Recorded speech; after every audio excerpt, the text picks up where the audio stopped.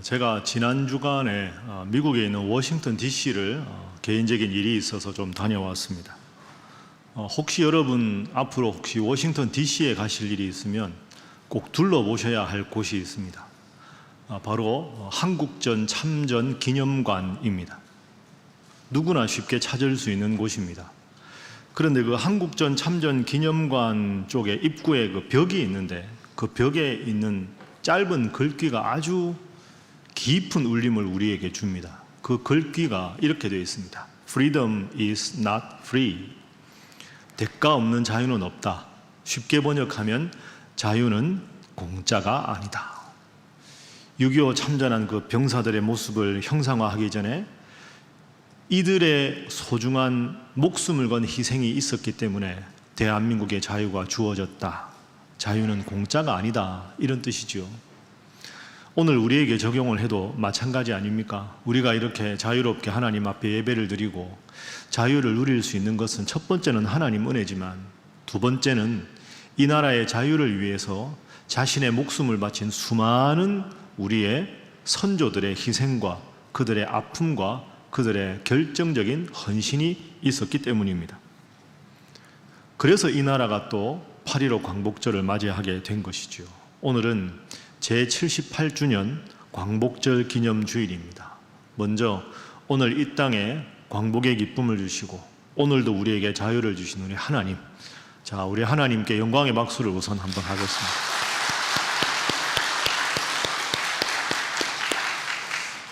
그래서 오늘은 우리가 누리고 있는 이 자유, 이게 얼마나 소중한가, 이것부터 여러분이 한번 생각을 해보십시오. 일제에 의해서 이 나라를 자유를 빼앗겼다가 36년 만에 겨우 그 자유를 찾아서 1945년 8월 15일 날 광복절을 맞이했습니다. 그런데 그 자유가 오래 가지 못했습니다. 5년도 채 되지 않아서 1950년 6월 25일 북괴 남침으로 이 땅의 자유가 무참하게 짓밟혔습니다. 이 땅의 자유를 지키기 위한 우리 선조들의 희생이 얼마나 컸습니까? 통계마다 다르지만 1950년 6.25 전쟁 당시의 통계를 보면 6.25 당시에 이 남한의 인구가 약 1900만 명 정도였습니다. 그런데 1900만 명의 인구 중에서 사망자의 숫자가 전체 인구의 4%에서 5% 정도 됩니다. 북한의 당시 인구가 대략 1000만 명인데 그 중에서 사망자가 전체 인구의 13에서 14% 정도 됩니다. 그럼 이걸 단순하게 한번 환산해 보십시오.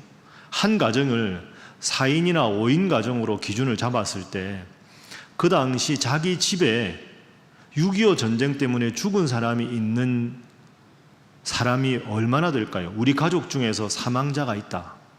대략 잡아도 남한에는 20에서 25%, 북한에는 50에서 60% 정도가 전쟁으로 인한 사망자가 자기 가족 중에 있었다는 겁니다. 참 끔찍한 일이지요. 거기다가 부상자, 그리고 이산가족, 이분들이 입은 상처까지 생각한다면 6.25 전쟁으로 입은 이 민족의 그 상처는 이루 말할 수가 없습니다. 그렇기 때문에 역설적으로 남북의 평화통일이 그만큼 중요한 것이지요. 그런데 요즘에는 남북의 평화통일에 관한 열망이 많이 식어 있습니다. 안타깝고 애석한 일입니다. 물론 지금 현재 남한과 북한의 관계가 매우 경색되어 있기 때문입니다. 그런데 여러분, 오늘 8.15 광복기념주의를 맞으면서 한번 생각해 보십시오. 우리나라 대한민국에는 남북의 평화통일에 대해서 많은 학자들의 다양한 입장이 있지만 제가 보기에는 크게 두 가지 정도로 통일에 대한 입장이 대별된다고 생각합니다. 두 가지 입장 중에 첫 번째는 긍정적인 입장이죠. 여러분 들어보셨을 텐데요. 이른바 통일 대박론입니다. 통일되면 대박난다 하는 거죠. 이 매우 긍정적인 겁니다. 2014년 당시 대통령께서 이렇게 말씀하셨습니다. 한반도의 통일은 우리 경제가 도약할 수 있는 기회다. 대한민국의 기술력과 북한의 값싼 노동력과 자원을 합하면 대한민국은 경제적으로 엄청나게 도약을 할 수 있다. 그러므로 통일은 경제적으로 대박을 준다. 이게 이른바 통일 대박론입니다. 나름 긍정적인 면이지요. 그러나 또 한편 보면 매우 부정적인 입장도 있습니다. 부정적인 입장을 가진 분들이 주로 많이 이야기하는 것이 통일 비용입니다. 남북의 평화 통일이 말이 좋지만 엄청난 통일 비용이 든다는 거죠. 제일 쉬운 예가 독일 아닙니까? 독일의 예를 듭니다. 서독이 우리나라보다 훨씬 더 잘 살지만 남북 통일 이전에 동서독의 통일을 보면 얼마나 그 과정이 어려우냐, 지금도 서독이 얼마나 힘들고 어려우냐. 그런데 굳이 그렇게 많은 통일 비용을 써가면서까지 남북의 평화 통일을 위해서 새로운 길을 모색할 필요가 있느냐. 한쪽에서는 통일 대박론이고 한쪽에서는 막대한 통일 비용을 강조하는 이 두 가지 흐름이 우리나라 백성들, 국민들 사이에서 함께 공존하고 있습니다.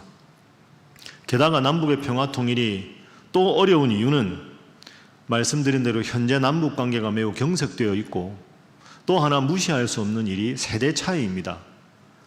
6.25를 직접 몸으로 겪으셨던 노년 세대, 특히 전쟁에 참전하신 분들, 그리고 지금도 북한의 고향에 형제자매들을 두고 온 실향민들은 남북 통일에 관한 그 마음이 정말 절실할 수밖에 없습니다.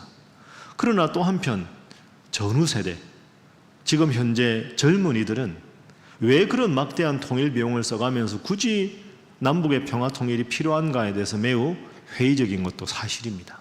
그러니 입장에 따라, 세대에 따라, 전후 세대냐 아니냐에 따라서 통일에 관한 다양한 의견이 있습니다. 그래서 심지어 이 땅의 기독교인들 중에도 어떤 분들은 우리야 하나님이나 잘 믿으면 되지 뭐 굳이 남북의 평화 통일을 위해서 기도할 필요가 있는가, 이렇게까지 말씀하시는 분들도 있습니다. 그러나 그렇지 않습니다. 여러분, 오늘이 우리가 8.15 78주년 감사 예배를 드리는데 왜 기독교인들이 남북의 평화 통일에 대해서 기도해야 할까요? 남북의 통일을 위해서 기독교인인 우리가 가져야 할 입장이 어떤 입장일까요? 많은 이야기 할 수 있겠지만 두 가지만 여러분들과 말씀을 나누고 싶습니다. 남북의 평화 통일을 위해서 우리 기독교인이 기도할 때 첫 번째로 꼭 기억해야 될 것은 경제적인 관점으로만 남북의 평화 통일을 바라보아서는 안 된다는 겁니다. 앞서 제가 예를 들었죠. 통일 대박론, 막대한 통일 비용, 이 두 가지 관점의 공통점은 통일의 문제를 경제적인 것만으로 바라본다는 거죠. 경제적으로 바라보면 대박이 난다. 왜 그런 비용을 쓰느냐? 여러분, 아닙니다. 남북의 평화 통일을 경제적인 관점으로 보는 것은 경제학자나 사회학자는 가능할지 모르지만 기독교인은 경제적인 관점으로 남북의 평화 통일의 문제를 바라보아서는 안 됩니다. 그럼 두 번째로, 그럼 어떻게 바라보아야 하느냐? 주님께서 우리에게 보여주신 기독교가 가장 중요하게 여기는 사랑의 관점에서 남북의 평화 통일을 접근해야 합니다. 앞서 말씀드린 대로 6.25 전쟁의 그 상처 때문에 지금도 그렇게 아파하는 수많은 분들이 우리 주위에 함께 계십니다. 지금도 북녘에 그 형제자매들의 생사조차 알지 못해서 밤이면 밤마다 그리워하고 눈물을 흘리는 수많은 실향민들이 있습니다. 그분들이 우리와 함께 신앙생활을 하는데 그분들의 아픔이 구구절절 우리에게 다가오는데 남북의 평화 통일에 관한 문제에 대해서 기도하지 않고 관심을 가지지 않는 것은 주님께서 서로 사랑하라 하는 기독교의 가장 근본적인 삶의 원칙에 맞지 않는 일입니다.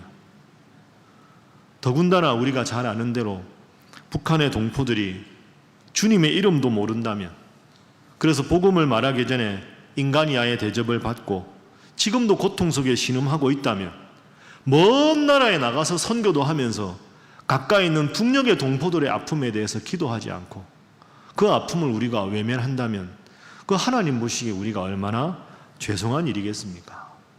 여러분, 그래서 앞으로도 오늘 8.15 광복 기념주일만이 아니라 따로 강조하지 않아도 남북의 평화 통일을 위해서 열심히 기도하셔서 우리의 기도를 하나님 받으셔서 하나님의 때 하나님의 방법으로 남북의 평화 통일이 이루어지고 우리 신일교회 예배당에서도 북녘에 있던 동포들이 함께 내려와서 예배드리는 날, 그런 날 올 수 있도록 간절히 기도하는 여러분 되시기를 주님 이름으로 간절히 부탁합니다.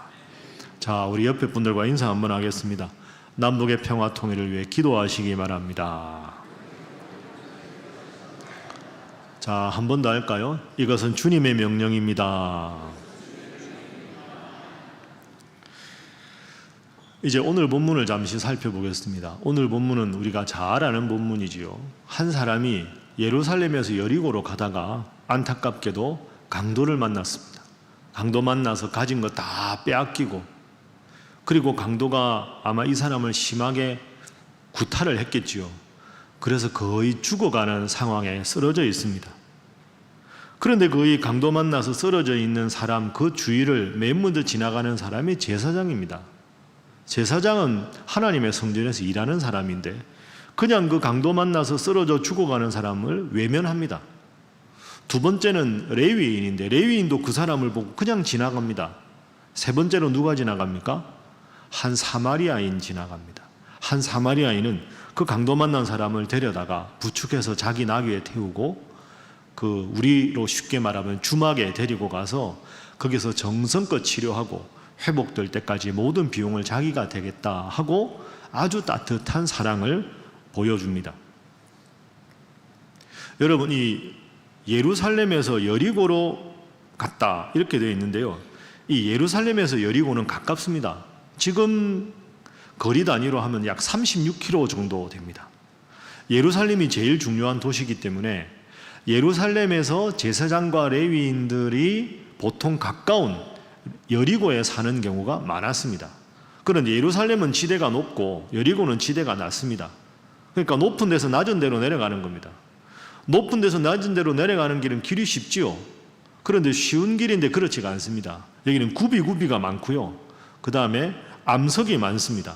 가파르고 바위가 많은 길 굽이굽이 가다 보니까 한 굽이 지나면 다른 길이 평평하고 안 보이니까 강도가 딱 숨어 있다가 바위 뒤에 같은 데 숨었다가 갑자기 출몰해서 사람을 이렇게 힘들게 하고 때리고 가진 것을 다 털어가는 그런 강도가 매우 많이 일어나는 그런 곳입니다. 그곳에서 제사장과 레위인은 그냥 지나갔고 사마리아 사람은 잘 도왔다 하는 것이죠. 자, 여러분 잘 아는 말씀인데요. 이 말씀을 한번 몇 가지로 나누어 살펴보겠습니다. 먼저 제사장과 레위인입니다. 예수님은 제사장과 레위인에 대해서 책망을 하셨습니다. 여러분 이 본문 보면서 어떤 생각이 드십니까? 이 너무하다. 제사장과 레위인은 하나님 잘 섬기는 사람인데 어떻게 그냥 지나갈 수 있느냐? 참 사람들이 참 못난 사람들이다 이렇게 생각하십니까? 자, 좀 더 자세하게 한번 살펴보지요. 제사장이 등장합니다. 이 제사장은 아마 예루살렘 성전에서 자기가 할 일을 다 하고 그 일이 끝난 다음에 여리고 자기 집으로 내려가는 중에 만났을 겁니다. 그런데 내려가다 보니까 강도 만난 사람이 거의 죽어가고 있지. 근데 이 강도 만난 사람을 그냥 스쳐 지나가 버립니다. 왜 그랬을까요? 한번 생각해 보면 두 가지 중에 하나 아니겠습니까? 첫 번째는 어이구 큰일 났다. 강도 만난 사람이 있네.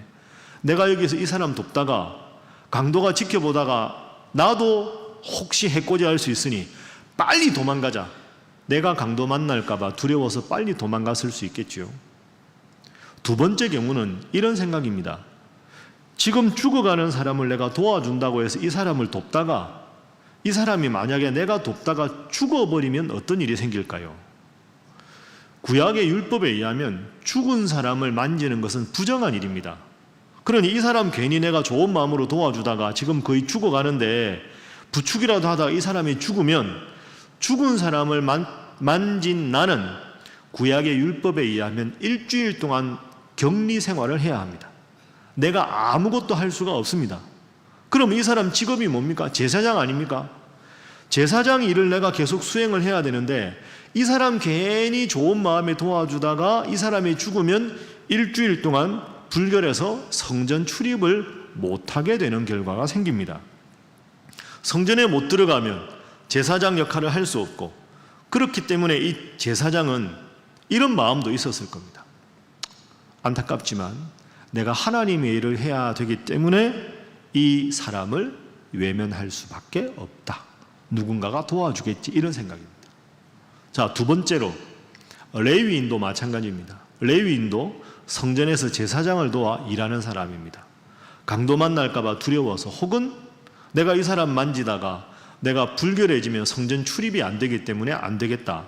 레위인도 그런 마음에서 분명히 아마 그냥 빠져나갔을 겁니다. 자, 여러분 여기서 한번 잘 생각해 보십시오.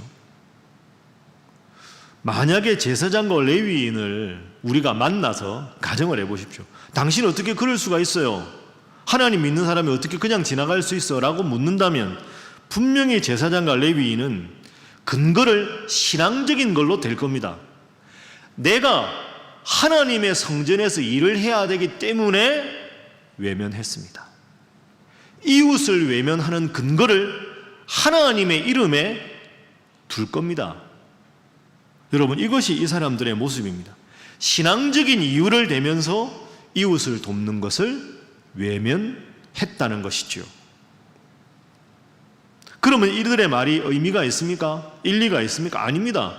예수님은 책망하셨습니다. 너희는 이 강도 만난 자의 이웃이 아니다. 이 제사장과 레위인을 예수님은 책망을 하셨습니다. 이렇게 정리를 하고 이제 레위인 이어서 사마리아인에 대해서 한번 생각을 해보겠습니다. 사마리아인은 강도 만난 사람을 잘 도와주었습니다. 자, 이 사마리아 사람은 제사장과 레위인과는 살아가는 그리고 행동하는 모습이 달랐습니다. 33절부터 35절에 나오는데요. 자, 33절 보십시오. 자, 우리 한번 함께 읽어볼까요? 시작.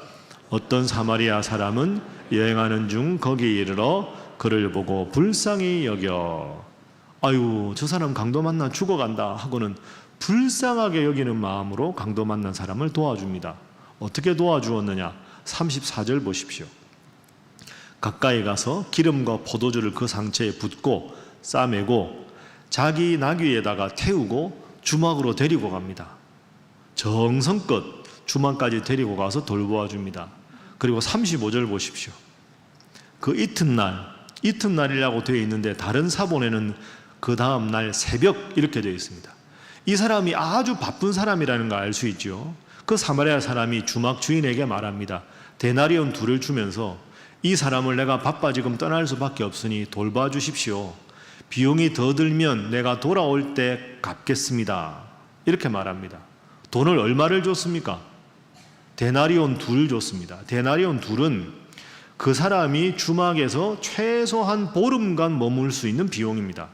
좀 싼 주막이면 한 달, 좀 비싼 데면 보름은 방값이 다 계산되는 큰 비용입니다.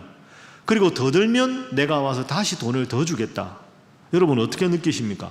사마리아 사람은 형식적으로 도와준 게 아닙니다. 그 사람을 데리고 자기 나귀에 태우고 싸매고 주막에 옮겨놓고 주막 주인을 불러서 선금을 많이 주고 돈 모자라면 다시 내가 올 때 이 사람 돈을 더 줄 테니까 꼭 회복 때까지 잘 부탁한다고 신신당부하고 떠난 겁니다. 진정한 이웃이지요. 강도 만난 사람을 정말로 헌신적으로 돌보아준 사람이 이 사마리아 사람입니다. 자, 그러면 이제 마지막으로 예수님의 의도를 한번 생각해 보겠습니다. 예수님이 왜 이 비유를 말씀하셨을까요? 여러분 쉽게 생각하면 예수님이 이러실 수도 있겠지요. 자, 내가 비유를 한번 들어볼게. 잘 들어봐라. 한 강도 만난 사람이 쓰러져 있었다. 첫 번째 사람 지나가고 두 번째 사람 지나가고 세 번째 사람이 도와주었다. 누가 이 사람이 이웃이냐? 이렇게 말씀하셔도 되는데 굳이 직업을 말씀하셨습니다. 제사장이 지나갔다. 레위인도 지나갔다. 사마리아인은 도와주었다. 왜 예수님께서 그렇게 말씀하셨을까요? 의도가 있습니다. 먼저 제사장과 레위인입니다. 제사장과 레위인의 잘못이 뭘까요? 이웃을 범주를 딱 정해놓은 겁니다. 내가 도와야 할 이웃, 내가 관심을 가지지 않아도 될 이웃, 이걸 딱 정해놓은 거죠. 그걸 정해놓고 그냥 지나간 겁니다. 스스로는 나는 매우 종교적인 사람이다, 나는 매우 신앙적인 사람이다 라고 자부하면서도 그 강도 만난 사람을 그냥 지나친 거지요. 하나님을 섬긴다는 사람이 강도 만난 사람을 전혀 일말의 양심의 아픔도 느끼지 않고 지나가 버렸습니다. 무관심이지요. 수치스러운 무관심입니다. 종교적인 이유로 내가 해야 될 일 때문에 이웃을 외면합니다. 여러분, 우리는 긴급한 경우에는 자신의 전문 분야 사역이 아니어도 봉사할 책임이 있습니다. 예를 들어 여러분 중에 한 분이 의사라고 생각해 보십시오. 근데 사람이 죽어갑니다. 나를 도와달라고 정성껏 치료하는데 이분이 마음이 많이 연약해졌습니다. 그러면 내가 목사가 아니고 전도사가 아니어도 지금이라도 예수님을 구원자로 믿으십시오. 그리고 천국 소망을 가지고 이 어려움 이겨내십시오. 그렇게 말하는 게 당연하지 않습니까? 그런데 내가 의사니까 내 입으로는 전도하는 건 나와 맞지 않다. 그렇게 생각하는 게 바람직한 것일까요? 아니지요. 복음을 전하는 것은 모두의 책임입니다.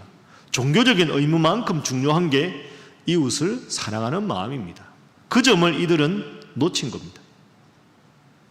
사마리아 사람에 대해서 생각해 보죠.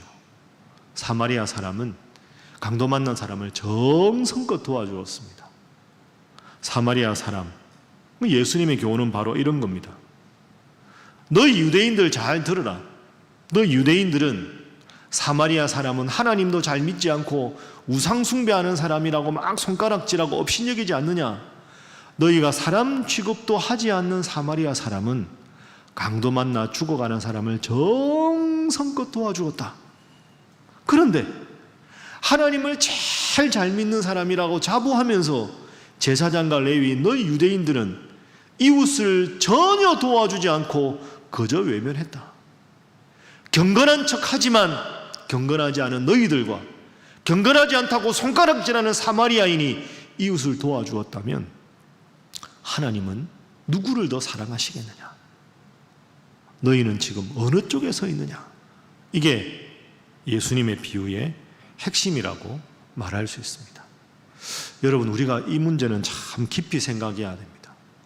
내가 하나님 믿는다고, 내가 하나님 사랑한다고 하면서 내 주위에 내 도움이 필요한 이웃, 내 기도와 내 관심이 필요한 이웃을 돌보지 않는다면 사실 나도 오늘 본문의 예수님께 책망을 받은 제사장이 될 수도 있고 레위인이 될 수도 있다는 것이죠. 여러분 깊이 생각해 보십시오. 여러분은 제사장과 레위인에 가깝습니까? 사마리아인에 가깝습니까? 우리가 어떤 삶을 살아야 하겠습니까? 자, 우리 그런 의미에서 옆에 있는 분들과 인사 한번 하겠습니다. 사마리아인을 본받으시기 바랍니다. 한 번 더 할까요? 꼭 그렇게 하시기 바랍니다. 그게 오늘 본문의 예수님의 교훈입니다. 이제 마지막으로 오늘 우리를 향한 주님의 명령에 대해서 한번 생각해 보겠습니다. 여러분, 주보에 우리가 광고 내고 열심히 기도하고 봉사한 대로 어제까지 우리 지역 주민을 위한 행사를 잘 마쳤습니다. 금요일은 여기 본당에서 영화를 보고 토요일은 물놀이를 교회 마당에서 했습니다. 교회 본당에서 영화를 보고 교회가 여름에 바쁜데 뭐 이런 행사까지 해야 하나, 혹시 여러분 그렇게 생각하시는 분이 계실지도 모르겠습니다. 목사님, 예배당은 하나님 앞에 예배드리는 곳인데 여기서 영화 보는 건 조금 마음이 불편합니다. 혹시라도 여러분 그렇게 생각하실 수도 있을 겁니다. 그러나 다른 관점을 가지셔야 합니다. 마음을 좀 더 넓게 가지십시오. 여러분이 하나님 앞에 나와 예배드리는 게 자연스러운데 사실 하나님 믿지 않는 사람들은 교회 마당에 발을 밟는 게 생각보다 쉽지 않습니다. 여러분, 우리 교회가 마을 한복판에, 동네 한복판에 있는데요, 예배당에 들어오는 게 그분들한테는 아주 어려운 일입니다. 쉽지가 않습니다. 그래서 믿지 않는 우리 동네 분들이 이 기회를 통해서 교회 마당에 발을 밟고 예배당에 아이 손잡고 함께 들어오는 게 얼마나 소중한 일인지 모릅니다.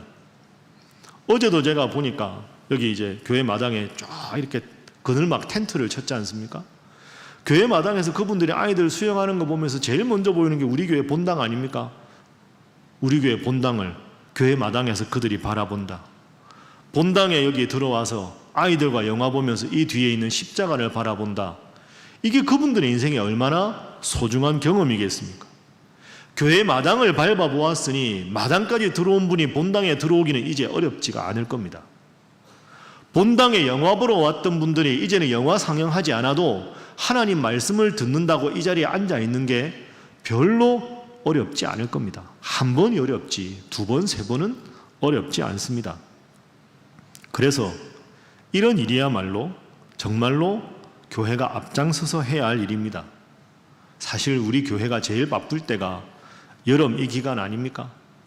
바쁘고 날씨도 덥고 교회 재정도 사용해야 되고 봉사자들도 많이 필요합니다. 그러나 왜 이 일을 해야 할까요? 오늘 본문에 비추어 보면 사마리아인의 모습, 예수님께서 칭찬한 모습이 바로 우리 교회가 하는 이런 사역이기 때문입니다. 그래서 그분들을 많이 초청해서 함께 즐거워하고 참 신일교회가 있어서 우리가 참 행복하구나 그런 마음을 느끼게 하는 것, 교회가 그분들의 이웃이라고 느끼게 하는 것, 그게 얼마나 오늘 본문에 비추어서 올바르고 적합한 행동입니까? 그러나 한 가지는 꼭 기억하십시오. 우리 교회가 어제나 그제, 그 전 금요일이나 토요일 날 그런 행사하면서 전도지를 비치하지 않았습니다. 전도 부스를 놓고 예배당에 오세요 이렇게 하지 않았습니다. 전도가 필요 없는 게 아닙니다. 전도해야지요. 그러나 그 어느 종교보다 한국 기독교가 수많은 이웃을 돌보고 사랑하고 있지만 여전히 한국 사회에서 비난받는 이유 중에 가장 중요한 이유는 전도의 목적이 너무 노골적이기 때문입니다. 믿지 않는 사람 입장에서는 적은 것 하나 해주고 막 이거 했다고 예수 믿으라 예수 믿으라 너무 강요하는 게 싫다는 거죠. 여러분 구분하셔야 합니다. 전도는 반드시 해야 합니다. 우리의 최종적인 목적은 전도가 되어야 합니다. 그러나 적은 것 주면서 전도의 열매를 빨리 따려고 하는 것보다는 교회가 지속적으로 이런 사업을 계속하고 지속적으로 잘 섬기고 그래서 믿지 않는 분들이 참 저 교회는 참 좋은 교회다. 저 교회가 있어서 우리가 참 행복하다. 저런 분들이 저런 섬김을 하니 나도 꼭 신일교회 다니고 싶다. 조금 더딜지 모르지만 그분들의 마음에 자발적으로 하나님 앞에 나와서 예배드리고 싶은 마음을 갖게 하는 것, 어쩌면 그때까지 우리가 좀 더 기다리면서 입으로 전도하기 전에 삶으로 열심히 그분들을 잘 섬겨서 그분들의 마음에 예수님의 사랑이 과연 저런 것이구나 하는 것을 느끼게 하는 것, 그게 오늘 선한 사마리아인의 모습과 같다는 거죠. 제가 이렇게 막 금요일 토요일 행사 이야기를 했는데 여러분들 중에는 무슨 일이 있었는지, 수영을 어떻게 했는지 궁금하시죠? 그래서 제가 영상을 좀 준비했습니다. 금요일 토요일 어떤 일을 했는지 영상을 잠깐 보고 설교 결론을 맺도록 하겠습니다.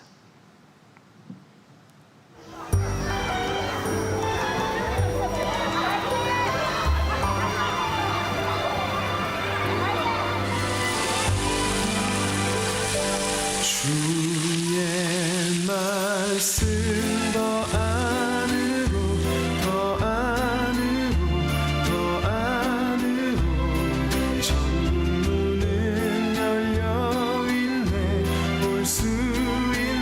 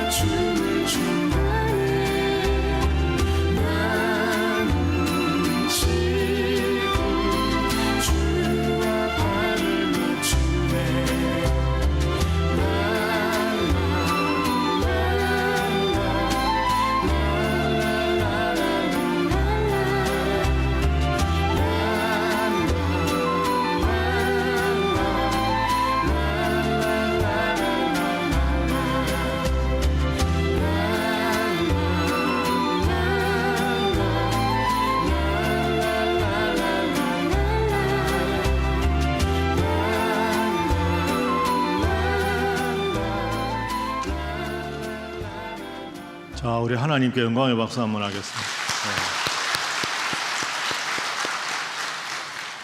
재밌었겠죠. 우리는 어릴 때 왜 저런 게 없었나 이런 생각이 듭니다. 자, 말씀을 정리하겠습니다. 오늘 예수님은 이 선한 사마리아인의 비유를 통해서 종교적이고 신앙적인 것만큼 이웃을 잘 섬기는 삶이 중요하다, 이렇게 우리에게 귀한 말씀을 주셨습니다. 그래서 우리가 마지막으로 스스로에게 물어야 할 질문은 이 질문입니다. 우리의 이웃은 누구인가? 내가 섬겨야 할 이웃은 누구인가? 오늘 말씀을 정리해 보면 우선 8.15 광복절 기념 예배를 드리면서 우리는 이 민족의 평화 통일을 위해서 기도해야 하고 북녘의 동포들을 위해서 기도해야 합니다. 단지 실향민 분들만의 아픔이 아니라 나의 아픔으로 안고 나의 이웃으로 고백할 수 있어야 합니다. 그리고 동시에 가까이는 우리가 함께 신앙생활하고 있는 교회 주변의 이웃들을 잘 섬겨야 합니다. 그래서 나와 수직적인 관계로는 주님 앞에 내가 잘 헌신하고 주님 사랑하고, 나와 수평적인 관계에서는 남북의 평화 통일을 위해서 가까운 이웃을 잘 섬겨서 나를 통해서 이 십자가가 온전히 이루어지는 성숙하고 온전한 우리 신일의 모든 성도들이 되시기를 주님 이름으로 부탁합니다. 기도하겠습니다. 사랑의 하나님, 저희로 하여금 아름다운 이 나라 대한민국의 국민으로 태어나게 해주셔서 감사합니다. 주님, 이 나라 대한민국이 선진한국, 복음 선교한국, 통일한국이 되게 하여 주옵소서. 또한 주님, 아직도 남과 북에 잘린 허리를 사이에 두고 서로를 그리워하며 고향의 가족, 친지를 그리워하는 많은 당신의 백성들이 있습니다. 불쌍히 여기시고 남북의 평화 통일을 위해 항상 깨어 기도하는 저희들이 되게 하시되, 돈과 경제의 논리가 아니라 사랑과 전도의 관점으로 통일을 위해 기도하는 자들이 되게 하여 주옵소서. 주님, 저희로 하여금 가까이 있는 이웃들도 잘 섬기게 하여 주옵소서.